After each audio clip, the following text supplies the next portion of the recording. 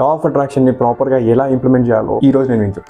Hi guys, welcome to మంచి చెడ్డ. This is Mahesh. So ఈ యూనివర్స్ అల్గోరిథం మనం అర్థం చేసుకున్నాం. ఈ యూనివర్స్ కి మంచి తోట చెడ్డ తోట అని తెలియదు, నెగటివ్ పాజిటివ్ అని తెలియదు, కావాలా వద్దా అని తెలియదు, జస్ట్ థాట్ మాత్రమే తెలుసు. ఇది అనుకుంటున్నాడు, ఇది ఇచ్చేస్తా అన్నదానిలో ఉంటది. Then why not think positive? Simple కదా. యూనివర్స్ మనం ఏది స్ట్రాంగ్ అనుకుంటే అది ఇస్తుంది. Then why not think about positive things? So ఎప్పటి నుంచి అలా థింక్ చేద్దాం. లెట్స్ సే నీకు ఒకడు అప్పు ఇచ్చాడు, ఆ అప్పు ఇచ్చిన లవ్ చేసి, ఎందుకంటే వాడు నీకు కావాల్సిన టైంలో వాడి దగ్గర ఉన్న డబ్బు నీకు ఇచ్చాడు. అఫ్ కోర్స్ వాడు ఒక బెనిఫిట్ పొందే ఇచ్చిండు, బట్ నీకు ఇచ్చిండు. So have a gratitude on that person. కృతజ్ఞత చూపించే ఆ పర్సన్ మీద. వడ్డీ మీద బ్లేమ్ చేయదు, ఎందుకంటే మనం అనుకున్న వడ్డీకి నువ్వు అగ్రీ చేసి తీసుకున్నావు. So don't question it. Second thing, నువ్వు ఆ అప్పు తీర్చడానికి నీకు ఒక మంచి జాబ్ ఉంది, నీకు మనీ జనరేట్ అవుతుంది. So have gratitude. నీ జాబ్ కి థ్యాంక్స్ చెప్పుకో, ఆ దేవునికి థ్యాంక్స్ చెప్పుకో. గుర్తుపెట్టుకో, కష్టం వచ్చిన ప్రతిసారి దేవుని దగ్గరికి వెళ్ళి నాకు ఈ కష్టం తీర్చేయాలి అని కోరుకోకుండా, ఈ కష్టానికి నాకు ఒక స్ట్రెంత్ ఇచ్చేసినావు, సో థ్యాంక్ యూ అని చెప్పుకో. అంతేగాని ఎన్ని రోజులు ఆ సాడ్ స్టేటస్ పెట్టేసుకొని కష్టాలని నాకే ఉన్నాయి, చుట్టాలు నన్ను పట్టించుకోరు, ఫ్రెండ్స్ నన్ను దేకరు,